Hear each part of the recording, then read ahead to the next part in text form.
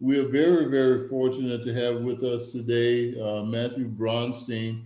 And in case you're probably wondering, who is Matthew Brownstein?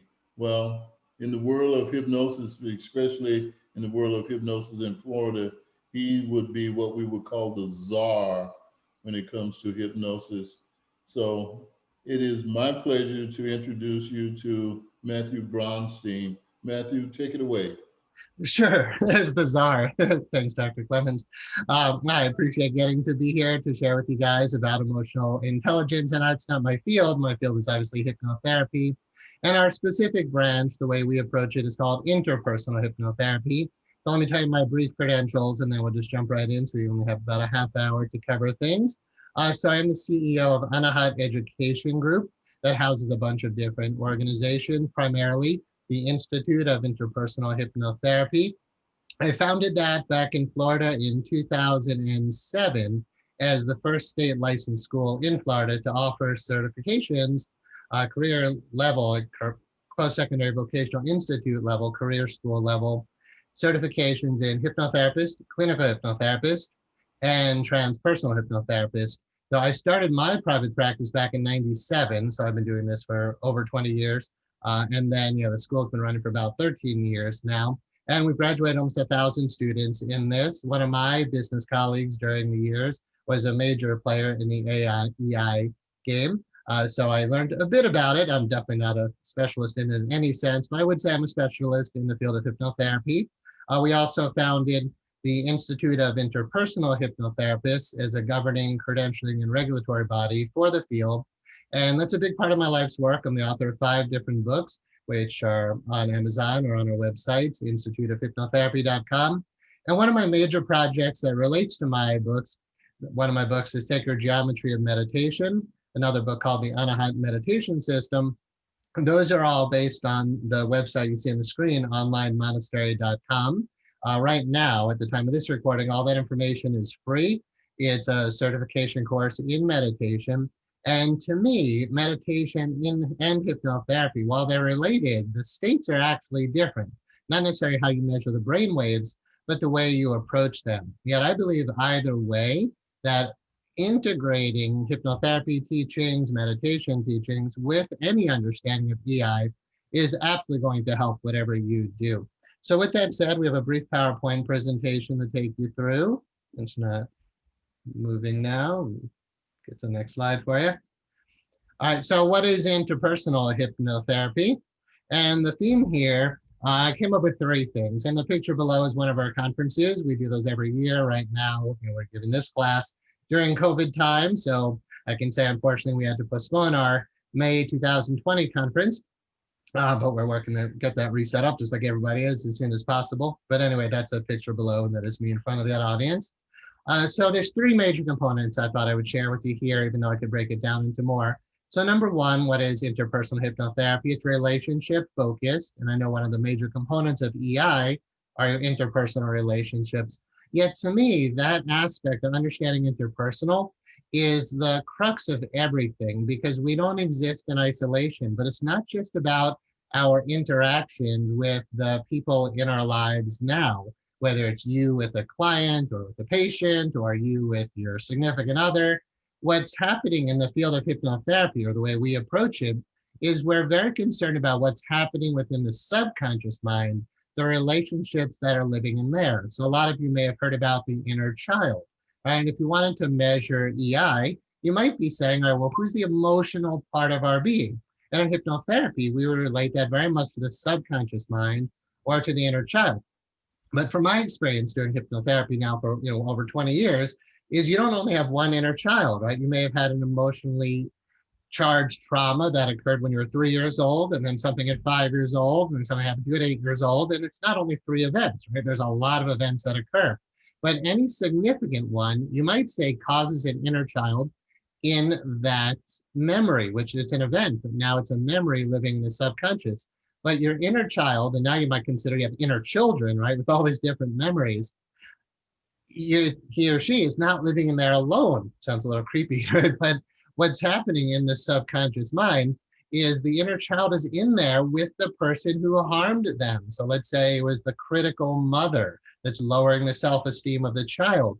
You have that inner critic voice known as the inner parent living in the subconscious. And then of course you might have inner dad who is also possibly negative, or I don't love these terms, but the victim villain type relationship, right? If you felt like a victim, well, you've got that villain living in your subconscious mind, eroding your self-esteem, or just the bully type relationship that a lot of kids go through, right? So that's living in the subconscious mind. And studies that I've seen, I'm not sure exactly in your field, what you guys have concluded, but generally, our understanding from Dr. Nathaniel Brandon about self-esteem is most self-esteem is developed around the ages around the ages of 3 to 4 years old.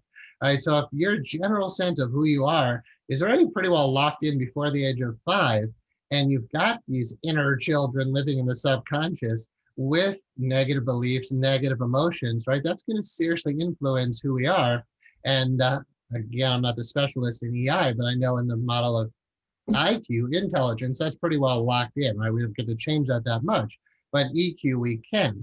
Yet, if somebody wasn't empowered, and not to say the listeners here aren't empowered with different techniques to really help, but if somebody wasn't empowered with techniques to help, you would have a theoretical understanding that yes, we can improve EI and have great functioning in many other ways because of that. Yet without the tools, how do we really shift that, or without the deeper understanding? So part of why Dr. Clemens and I teamed up is there's tremendous benefit in empowering EI practitioners with other tools to help to make change on these deeper levels. So I'll go through these 3 bullet points briefly, but let me just introduce hypnotherapy just a bit more broadly. The idea of hypnotherapy is using the state of hypnosis to access our deep inner mind, what we can call our subconscious mind. So we can define hypnosis as a natural yet altered state. And we're not using narco hypnosis, we're not using drugs to get somebody into an altered state, but we are helping them essentially just to relax. But we don't define hypnosis as relaxation. We say it is a natural yet altered state where we have a degree of responsiveness. Doesn't even have to be a high degree of responsiveness with the subconscious mind, right? So let's say somebody was scared, right? So their emotions are affecting their life. And I just thought of an email I'm not going to share with you, but an email I had, maybe I will. I had an email today from one of our students who's also one of my clients, who was basically having some level of panic attack last night. And while we were email back about this morning, I really say, you are filled with fear. Aside from everything else that's going on, this part of you that's having this very strong reaction is just really scared. And so how do you access that part of the mind? Well, hypnosis has this idea that we bypass, and I'll show you a slide about this, we bypass what's called the critical factor of the conscious mind to gain access to the subconscious mind, to gain access to that inner child. So if we define hypnosis as a natural yet altered state with a degree of responsiveness with the subconscious mind, then we'd have to say, well, who are we actually talking to in there? And when you really realize the essence of what's going on is that inner child, and that inner child sense of self-esteem, negative beliefs, negative emotions, right? Obviously, that's going to affect EI, but how do you change that? Okay, so hypnosis simply helps us to gain access to that part of the mind. And then hypnotherapy, the way I would define it, is using powerful transformational modalities to help to make shifts while using the altered state. And the beauty of the profession, or just using that to any degree, this is something in the chat pod. Let me just check real quick to be sure there's no technical difficulties. Okay, great. So to understand that we can use hypnosis to access this part of our mind, hypnotherapy, using powerful transformational modalities to make shifts on that level, I would suggest it's really going to empower anybody in the field of EI to be able to help make more powerful change with their clients or patients, whatever you might call the people you work with. So it's very much the 3 bullet points on the screen, relationship focused. And again, not just in our intrapersonal relationships in the sense of, or that would be more inside of us. So interpersonal between people every day, right? Your day-to-day interactions. Intrapersonal is actually a bit more of how I would use the term here, the relationships happening in your subconscious mind. Also, we're very root cause focused. A lot of hypnosis training could simply just be opening a book and reading certain scripts, right? So you say, all right, this person has headaches, I will read the script on headaches, or they are overeating, I'll read the script for that. We're very much concerned about the root cause of these problems, right? So cause and effect What I see quite often is you'll have a client slash patient come into a therapist and they will talk about their symptoms. And the therapist will automatically say, all right, we got to get rid of those symptoms. Yet when you realize that EI, or let's just say their underlying emotional state of being, is seriously affecting their physiology, their relationships, their behaviors, and just different in physiology, psychosomatic type symptoms, things that arise in the body that we don't even understand why that's happening. By always, with interpersonal hypnotherapy, focusing on the root cause, then the attention is not on symptoms, it's dealing with cause instead of effect. And the training with interpersonal hypnotherapy is to look at relationships so that when you see, and I'll explain this a bit more on the slide coming up, when you see a certain symptom, you don't say, that is just, let's say it's a headache. You don't just say, they have a headache. You would actually say something like, that is some form of unforgiveness. Now, that's a big step. Excuse me, and I don't have a lot of time to explain that today. Yeah, I'd like you to think about cause and effect. And if there's a relationship in the subconscious mind, let's just say you're really mad at your dad for what he did to you when you were 5 years old. And that anger that's held inside is causing headaches. Instead of dealing with just the headache or even just dealing with the anger, we just go right to the relationship. And then what can you conclude about this relationship? It's pretty much in unforgiveness, right? There's still an inner child angry at a parent in the subconscious mind. It's not only that, however, in the field of analytical hypnotherapy, there's one basic conclusion that, and this is an overgeneralization, so I'm mindful of that. The idea is that all issues are rooted in a parent-child conflict. All right, so that imagine in the subconscious mind, the child, right, in the sense of a memory, is upset with somebody who bothered him or her. While that's still unresolved, causing negative beliefs, negative emotions, lowering self-esteem, there will be symptoms that arise from that. So our work is relationship focused, it's root cause focused, and it's forgiveness focused. Let me just check the chat pod real quick since I saw people typing again. Just want to be sure. Yeah, you guys were asking about how to find this later. Dr. Clemens told me I could record it, so we will post it on our YouTube channel at instituteofhypnotherapy.com. We can go to that website and find us, or just look on YouTube for Matthew Brownstein or Interpersonal Hypnotherapy. All right, so that's our first basic slide. Moving on. So Dr. Clemens actually is the one who sent me these 8 major points about, for him, what is, let me just say what is and not speak for him, but what is emotional intelligence, or what are 8 aspects of it. So self-awareness, self-regard, assertiveness, and then here, very much aligned with our model, interpersonal relationships, empathy, reality testing, flexibility, and optimism. What I would say in our model of hypnotherapy is that that interpersonal relationship, number 4, is very much number 1. That inside of our deep inner mind are unresolved relationships, and that's going to affect everything else about us. When we train people in interpersonal hypnotherapy, a big part of that is reflective empathic listening, right? Teaching people to open their hearts, to really be able to feel, to connect with their clients in these deep levels, and to do a lot of inner work on themselves. So number 1, self-awareness, right? If you do a lot of inner work on you, then you're much more empowered to be able to help your clients when you're connecting to them, right? Somebody who's only in their head, they're intellectual about it, they've done 7+ years of university training, and they're just drilled in theory and research. You put that person in front of another person, can they really connect? What is their level of emotional intelligence? How self-aware are they? Have they healed what's going on inside of them? Right, so we have a model in more the metaphysical community called the unhealed healer. Right, somebody who truly wants to help. Excuse me, just checking the time. Somebody who really wants to help, yet they're not empowered with the skills to do so, but they're also not necessarily empowered with their own personal transformation. When somebody is, let's just say, in a high level of EI, they're very clear, they're present, they're healed, right? Their heart is open to love, they can empathize, they can connect with others, and they understand what it's like to be in a state of personal wholeness. Then we have the ability to pace and lead someone into those states of being, instead of having the unhealed healer who might have the same negative beliefs and emotions, than the client does. And our model is that the hypnotherapist is healed in the process of true healing. So when you help someone else to transform, you're transforming as well. Yet if we do a lot of our own inner work, then we become role models for other people. Yet what I find, I was working with a client yesterday, we had a referral to work with her. She was diagnosed with bipolar 2. And as we started talking, I uncovered there was a lot of negative memories that all people have, a lot of negative belief systems, a lot of negative emotions. And then she had the diagnosis, like the result of all of what was stored in the subconscious mind. And she was on 7 medications. And she's saying, I must just be a chemical imbalance. I'm like, I'm sure, even though they never measured that, I'm sure your brain chemistry is kind of out of whack, right? You have a lot of negative emotions that's obviously affecting your physiology, which would include your brain, right? Your brain is a physical organ. And of course, your thoughts and emotions are affecting your brain.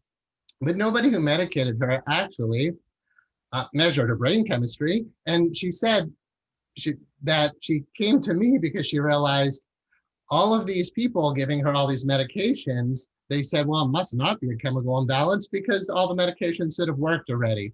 And my understanding is not to look at that symptom like I was talking about. And the symptom is really just what they're calling bipolar disorder. You're just looking at a set of signs and symptoms and then putting a label on it. I said to her, in our model, we don't diagnose. I'm not here to be your judge. I'm not here to tell you who I think you are and give you a label. I'm here just to resolve your issue. Let's just get to the root cause. We did a beautiful 2-hour session yesterday. She was so happy. She was filled with joy at the end. I'm thinking these words on the notes. I'm like writing down, okay, you're feeling more happy. You're feeling more joyful. And I can't explain everything we did here in this short period of time, but working in the interpersonal hypnotherapy model, I was able to clear significant false beliefs within a 2-hour session. We're able to clear major emotions in that session: hurt and sadness, fear, anger, guilt. That was addressed all in one session, right? Just right away, right in the first session. I pushed her a bit, right? We got into shame, we got into guilt, yet we focused really on self-love and self-forgiveness. So if you look at a lot of the words on the screen here, my experience is a really good hypnotherapy session addresses all of that, and it does it on a very deep level. So with that said, here's not the best image, but I found it today when I realized I wanted to just share this idea with you guys. In hypnotherapy, we definitely have a filter we use when looking at our clients, right? In my mind, I don't want to judge them at all. I'm just a clear, open vessel, in a sense, to hold space for the person who's in front of me asking for help. Yet I'm always saying to myself, all right, is that a conscious thought or is that subconscious? And I want you to understand the difference briefly, at least, and I'm sure you guys have an understanding of this, but in our model, right? So the conscious mind is simply stated, your analytical, reasoning, conscious mind, right? And it's in a sense just your head, right? So when you say, I think, you're coming from your head. I think I'm sad. I think I'm sad. And your eyes go up. Like, how do you feel? I think I'm sad. It's like, what's happening in your heart? I see the heart very much as the subconscious mind. And the model that I pull from is the heart is the root of the mind. Whatever your heart feels, your mind talks about. And the more upset, let's get the clock on. The way the screen's set up, I can't see a clock. Okay. The way people tend to be wired is that the heart is the root of the mind. The more your heart feels bad, the more your mind will talk about it. And the stuff we have buried in our heart, our subconscious mind, is much more destructive than people realize. Yet a lot of the work we do tends to be this conscious analysis of what's going on. Let me figure out why I have my problem, right? Let me think it out. Let me analyze it with my therapist. Let me do talk therapy, maybe for an hour, if we're lucky. Some of the new virtual therapy sessions are a half hour. What can you really get done in a half hour to radically transform somebody's life? So our sessions in interpersonal hypnotherapy are usually 2 hours. And we work as quickly as we can just to get to the root cause of the problem, to get to the subconscious mind, to get to the heart of the matter. But without altered state work, without something like, use the word loosely, hypnosis, without access to this deep inner mind, we don't really make major change. So think about, because anybody who's listening is having the human experience now, use your own being as your own research tool, right? When your heart feels bad, when you're like below your chin, above your waist, when that inner bodily felt sense feels, let's just use a really technical term, icky, right? You feel icky inside. You feel like the body felt sense can be heavy, tight, just feeling blocked. And then, we know what that's like. It's not a theoretical thing. You know what it's like to live in your body feeling bad on some level when something upsets you. The negative bodily felt sense is usually fueled by a lot of negative emotion, right? The hurt and sadness, the fear, the anger, the shame, the guilt. That's all happening below the surface. If you think about the brain, mind, body connection in the picture here, you've got the brain, but you have the entire central nervous system. You have your spinal cord, which is also basically brain, right? There's a lot of research now about the heart-brain connection and even the heart-brain-gut connection. So if we are willing to see people not just as a conscious mind, but as a conscious subconscious division, and we realize the root cause of the problem is what's below the surface, and if we have skills to get there, we can really make change very quickly. So the model here, the reason I pulled the picture, is the idea tip of the iceberg. Right? I would say, and this isn't an exact scientific study, maybe 10% of your mind, I think it's less, is conscious mind. 90% or more of you is subconscious mind. To not be able to access that 90% while helping people to work in the tribe to help people to change is actually doing them a really big disservice, because you can take away their time, their energy, their money, their hope by prolonging therapy for a long time. But when you can get to the root cause of the problem within a handful of sessions, and they see radical change very quickly. My average client comes in for about 3 or 4 sessions. And I love when I can say I've graduated a client, right, where they don't have to feel they're coming back for months or years, right? 4 sessions with me, with my level of experience now. I'm not promoting my private practice. I'm honestly too busy for that. But I know the few clients that I still tend to see now, I see about 5 clients per week while running the school and all my other projects. But when I still see those transformations occur in people within a handful of sessions, we say, okay, you're graduated, right? You're done. That's how it should be. Like, you are healed. Your issue has been transformed. That happens because we get to the root of the issue in the subconscious. The other thing, in the limited amount of time I have to share with you guys, is the idea of a superconscious mind. That opens to the spiritual components of our work. Now, everybody has their own spiritual religious ideals or their views on things. We're not here to preach or push anything, but to open to some idea that there's a spiritual nature to a human being. I would say for 95+% of my clients, and I'm talking well over 20,000 hours of experience in the field of hypnotherapy, I would say that 95% or more of my clients have some type of spiritual view. And they love, like love, when I am willing to engage with them on that level. For instance, here's a very simple model of things. If we open up the idea of some spirituality in our work or some level of superconscious mind, in a theistic model, and I'm being very clear that I'm saying the word model, right? In a theistic model, we have this idea of God, and we have this idea of child of God, and the idea of created in the image and likeness of God. I'm not saying you have to believe that, but think about if we have a conscious mind, or there's a person, right, who acknowledges there's something higher, something bigger, something more wonderful, and I'm part of that. Like a lot of people, they don't use the word God, but they'll say universe or spirit or energy. And I had a client yesterday. I said, can you tell me, do you have any spiritual or religious views? And she said, well, I'm not into the whole God thing, but I believe in energy. I'm like, great, energy with a capital E. She's like, yeah, universal energy. All right, cool. Who are you? All right, and then who are you? If you say, I'm a worthless, stupid, unlovable, alone, bad, shameful, there's a big list of negative beliefs people have, but just imagine those. I'm worthless, stupid, unlovable, bad, shameful, and just all alone and useless and all those things, we hear from our clients. Obviously, that's going to be a lower EQ level. Yet, if you can just help them to their own belief systems, right? This client has said, there is this universal energy. Well, who are you? Could you be alone if there's universal energy? Could you be powerless? Could you be, her major belief was disgusting, impure, dirty. Those were coming up a lot. Could energy get dirty and disgusting? Just helping them to open to some superconscious level of awareness, which hypnotherapy is very open to.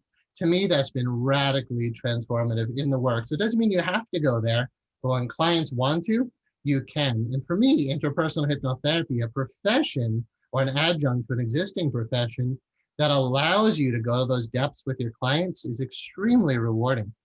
We've got only a few more minutes here. Let me cover a few more things. Image of me with one of our staff members, actually, who is a graduate of our school. Relationship focus. So again, in interpersonal hypnotherapy, it's not just about our connection with our clients, which is very important, right? And the role, the importance of, I'll use the term loosely here, but intentionally, healer, right? The role of the healer with their client slash patient, whatever you want to call the person who's in front of you. In hypnotherapy, we call them clients. All right, so when I'm with my client, who I am is actually very important, right? Even though it's about them, it's always about them, and it's not my ego trip. The idea to share with you is the importance of the EI, or just a state of wholeness, for the hypnotherapist, for the healer, for the practitioner. All right, so by focusing on you and your level of clarity and your ability to connect with other people, that's a huge part of our work. So actually working to heal the healer, the physician heal thyself, that model. The other important theme, like I said, are the relationships inside the client. So imagine here, that's me, looking at my client, and I could just look at her head, or I think of her as a conscious mind and what she's describing about her issues. But if I listen from my heart and I connect with her heart, and I get a sense of what's really going on in there, what's happening with her emotions, what's happening with the body felt sense. But then I'm tracing that down to what's happening in the relationships in her subconscious mind. Essentially, who hurt her? Who is she angry at? Who lowered her self-esteem? By being able to transform all of that within a very short period of time, right? So she's in a recliner, she leans back, she closes her eyes, we take her deep inside of herself, we access the root cause of the problem, we transform that right then and there, like in that very session. And then I'm sure if you're measuring EI, her score before and after will be radically different, because we know EI is flexible and we know how beneficial it is to have higher EI. What I'm encouraging is to have the skill sets, or more skill sets, so to say very respectfully, to not knowing who my audience is, to have more skill sets to be able to change what's in there is really powerful. Okay, this is one of my books, Interpersonal Hypnotherapy. So this is our general model. Past events lead to false beliefs about ourselves, right? So let's say mom or dad are abusive to the child to any degree, in whatever way. That's going to cause a lot of false beliefs about who we think we are, right? I'm bad, I'm stupid, I'm worthless, I should be seen and not heard, I'm unlovable, I'm shameful, I'm dirty. There's a big list, right, of false beliefs. And they are false. It's not just negative thinking. When you really question those beliefs, like, are you really unlovable? Are you really alone? Are you really worthless? Right? And just keep in mind, anyone you're working with working to increase their EI, that is lowered, I'm going to suggest, because of these false beliefs that we hold about ourselves, right? That's lowering our self-esteem. It's making us very fear-based, and we're carrying a lot of sadness and anger and guilt, right? The parent-child conflict in the subconscious mind is pretty much always rooted in guilt, right? And therefore, again, forgiveness becomes a major part of the work. And then all of those negative beliefs are what cause our negative emotions, right? So somebody walking around with a lot of hurt and sadness, and I work with clients all the time and our students who cry randomly or uncontrollably. They don't know why. Like, why am I crying? I don't even know what's going on. Again, we have a subconscious mind. And if that's what's below the surface, if we can't access that, we're very limited to how much we can really help people, in my opinion. All right, so our past events, which are now memories in the subconscious mind, cause our belief systems, or they're already in there, right? But they occurred because of those events. That causes our negative emotions, and that's going to cause our symptoms and behaviors. So when somebody comes in with symptoms and behaviors, right, they come in with their issue, their problem, don't see it as, don't treat the problem, right? Always ask what's the root cause. And once you realize, let's just say headaches, psychosomatic headaches, right? A headache caused by anger, all the tension you hold in your shoulders, the stuff you keep buried in your heart, all of that pain is rooted in deep-seated emotion. What's inside of those emotions? All the negative beliefs we hold about ourselves, which lower our self-esteem, and of course, are going to lower our EI. And then the past events that caused all that, those are now memories in the subconscious. If we're not working in that level, then we're really only treating symptoms, and we're not as empowered to raise EI or just generally help a person to be more whole and functional if we don't get to that level. I usually talk for at least 2 hours about these topics, so I know we're at the end having to wrap it up.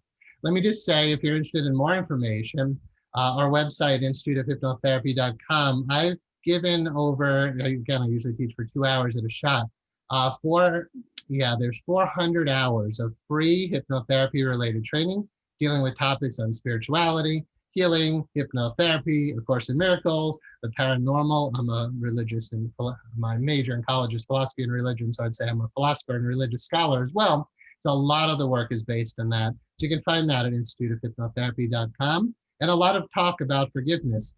We don't actually introduce forgiveness in our school for it's a 500-hour base training. We don't really introduce forgiveness till about halfway through, about 250 hours in. I'm like, all right, now you guys need to understand forgiveness, because people actually really value anger. They want to hold on to their defenses because they feel like that protects them. To the degree they're willing to let that go and to truly forgive and return to a state of peace, to that degree they're truly free. So I'm a very big fan of teaching forgiveness and really encouraging people not to think they understand what it is yet. There's studies about the effectiveness of forgiveness, but the researchers actually really know the deepest level of what forgiveness is and what it can really do for the psyche. All right, and that brings us to the end, only because we only had a half hour today. If not, I have a lot more to share, so I definitely encourage you to check out instituteofhypnotherapy.com. And under the programs page, you'll see 400 plus hours of free training to help you to dive deeper into this if you want. And then my other major part of my life's work is onlinemonastery.com, where you can learn about the meditation teachings that I offer. So thank everybody for being in my audience today. And reach out to Dr. Clemens if I can answer any of your questions or be of further service. So thank you all for being here with me. Thank you so much, Matthew. Really appreciate you being with us. Again, everyone, if you're interested or have questions for Matthew, just send me an email at hankclemens.com, or hankclemens@gmail.com, rather, and I'll make sure that Matthew gets the questions, and we'll turn those responses around and get them back to you within 24 hours. So again, thanks everyone. Really appreciate you being with us today. And next week, or next month rather, we'll have another webinar. So stay tuned. They get better and better. Again, thank you, Matthew. Really appreciate you taking time out of your schedule. And by the way, Matthew's out in California, so you can imagine what time it is. Imagine what time he got up this morning to do this. This is much earlier than I usually. Early bird. Thanks for acknowledging that, Dr. Clemens. Yeah, much earlier than I usually present. So thank you for having me, Dr. Clemens, and thank you, everyone. And I'll stop recording, and I'm still here if I can be of service in any way. Thank you, everybody.